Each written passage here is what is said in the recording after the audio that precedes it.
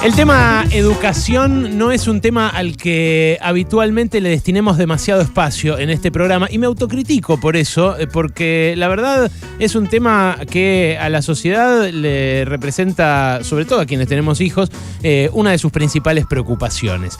Ayer el ministro de Educación, Jaime Persic, dio una conferencia de prensa a propósito de la difusión de los resultados de las pruebas Aprender, que fueron catastróficas.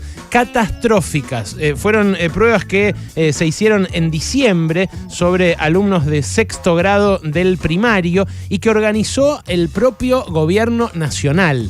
Digo esto porque durante mucho tiempo hubo debate, por ejemplo, en torno a las pruebas PISA, que decía el peronismo no son una forma adecuada para evaluar la performance, el resultado que tiene la educación en Argentina, porque, por ejemplo, decían evalúan con multiple choice, algo que acá no se usa tanto y en Chile sí y en Perú también, y entonces da mejores resultados en otros países y peores acá. Bueno, corramos de un lado a las pruebas PISA que organiza la OCDE. Estas pruebas, las pruebas Aprender, que repito, se hacen a partir de un relevamiento del Ministerio de Educación, dieron un resultado catastrófico que tiene especial caída en su performance en lengua. Y en comprensión de texto, donde aparece un resultado especialmente alarmante, que es que solamente 2 de cada 10 chicos de sexto grado comprenden adecuadamente un texto leído de corrido. Eso es un desastre porque es algo que condiciona la educación en todas las demás áreas. Obviamente uno lee para aprender de matemática, para aprender de historia, para aprender de geografía, para aprender de cualquier otra cosa. Pero yo cuando vi la nota hoy en el repaso de los diarios, me había quedado con ese resultado y después vi un informe de Argentinos por la Educación, que es una ONG que reúne a especialistas en el área, de los dos lados de la grieta, que procura básicamente que estos temas se discutan en la sociedad. Y lo que me di cuenta es de que el corte socioeconómico es especialmente dramático porque la caída más fuerte en los resultados se dio en el estrato de nivel socioeconómico bajo. Estas pruebas, cuando se hacen una serie de preguntas, ¿no? Hacen preguntas sobre si el chico vive en una familia donde el padre o la madre cobre asignación por hijo. Le preguntan si tiene determinados artefactos en su casa, por ejemplo, si tiene más de un televisor o qué tamaño de televisor, si tiene, X o Y electrodoméstico. Y a partir de eso construyen si el chico está en el nivel socioeconómico bajo, medio o alto. Y ahí cuando ves los resultados por nivel socioeconómico y comparás 2016, 2018 y 2021, o sea, básicamente comparás antes y después de la pandemia, lo que te das cuenta es que respecto de la prepandemia, los que más cayeron, los que brutalmente cayeron en sus resultados, son los chicos de nivel socioeconómico bajo.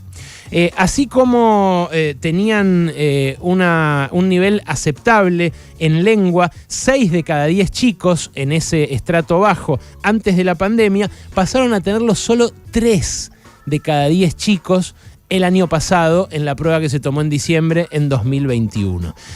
Cuando uno mira el estrato medio, la caída también es fuerte. Es del 75% al 60%.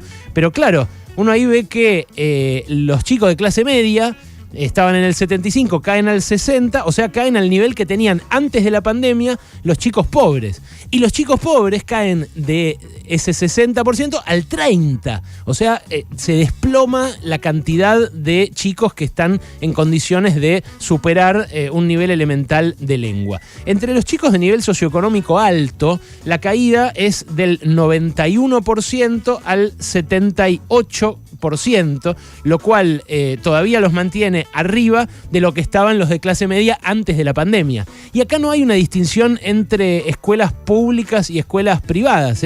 Solamente esta prueba que se hizo en primarias tanto públicas como privadas, lo que procuró fue hacer un recorte por nivel socioeconómico. Porque se sabe que hay escuelas privadas donde van chicos que no son ricos.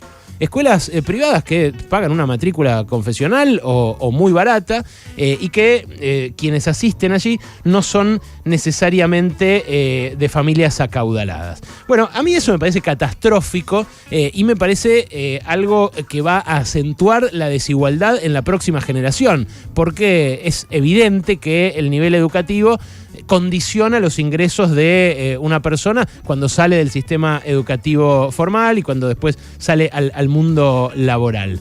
Ahora, lo que hay a partir de estos resultados es de vuelta un regodeo en la grieta, porque sale inmediatamente Soledad Acuña, que básicamente a mí me parece que hace proselitismo con su gestión, procura votos básicamente. Sale Soledad Acuña a decir, háganse cargo, no tuvieron el coraje de abrir las escuelas a tiempo y no tienen un plan para revertir esta situación, al menos tengan vergüenza. Bueno, Soledad Acuña haría mal en echar culpas solamente del lado de enfrente, porque en la ciudad también son un desastre los resultados. En una ciudad rica, con muchísimos recursos, Argentinos por la Educación tiene un indicador propio, al margen de estas pruebas a aprender, que marca que solamente 3 de cada 10 chicos terminan la primaria en tiempo y forma. Solamente 3 de cada 10 chicos de los que entran a la primaria terminan en tiempo y forma su educación y lo hacen obteniendo los conocimientos mínimos necesarios para hacerlo. A ver, ¿cómo arman este indicador la gente de Argentinos por la Educación? Bueno, primero busca a los chicos que llegan sin repetir, ¿no? Al final de su vida académica obligatoria, o sea, al final de la secundaria. Esos son la mitad.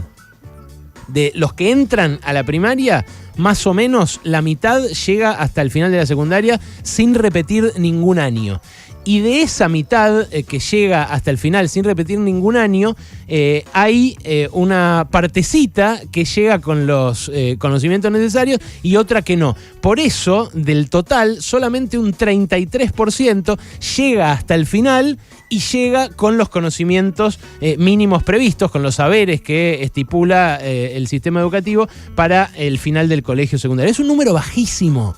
Es un número que es superior a la media nacional, que es muy preocupante porque es del 16%, pero que sigue siendo bajísimo. Y que es bajísimo en una ciudad que tiene los recursos, después de la federalización de la educación, que fue la gran tragedia argentina, el traspaso de las escuelas sin los recursos que se hizo durante el menemismo a las provincias y a la ciudad de Buenos Aires. Bueno, es la única que tiene los recursos necesarios para bancar esa educación en un lugar determinado, es la ciudad de Buenos Aires. No lo hace.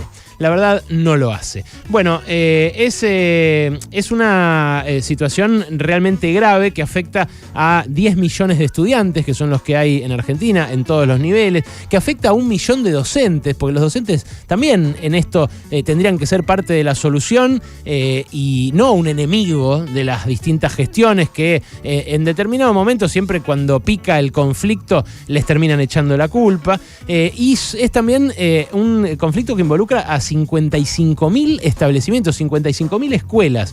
Son cosas que deberíamos tomar como prioridad y que no tomamos, la verdad. Porque hay recursos para hacerlo. Hay una ley de la época de Daniel Filmus como ministro de Educación que garantiza, supuestamente, que no haya menos del 6% del PBI en presupuesto para la educación. Bueno, eso en los últimos 10 años se cumplió solamente un año.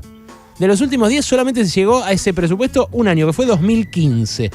Las provincias muchas veces no llegan a cubrir su parte, y como su parte es el 70% de la inversión en educación, justamente por ese traspaso que hubo en los 90, no se llega a ese 6% mínimo. Y eso es en parte lo que explica el mal resultado, pero también el poco aprovechamiento de esos recursos. Bueno, hay una buena noticia en todo esto, que es que Argentina todavía es de los países con mayor cobertura. En Latinoamérica, por ejemplo, está al tope de los que más incluyen chicos en el sistema educativo. En la primaria tenemos casi el 100% desde hace décadas de cobertura a nivel nacional. En la secundaria subimos mucho en estos últimos 20 años porque en 2006 se hizo obligatoria la secundaria, que no lo era hasta ese momento, era solo tercer año. Y en la educación inicial también subieron, porque también hicieron obligatoria la sala de 4. Lo malo es que hay otros países que están aumentando fuertemente su cobertura y a la vez que aumentan la cobertura también aumentan la calidad de esa educación que imparten. Yo la verdad que miro esto desde afuera porque no soy un especialista y veo una señal de preocupación en el hoy respecto del futuro, que es que la verdad, la grieta se lo come todo y nos terminamos metiendo en una discusión estúpida como la del lenguaje inclusivo y si hay que prohibir o no prohibir el lenguaje con X o con E en el aula, cuando en realidad deberíamos estar discutiendo esto. ¿Qué pasa que los resultados en las pruebas son tan malos?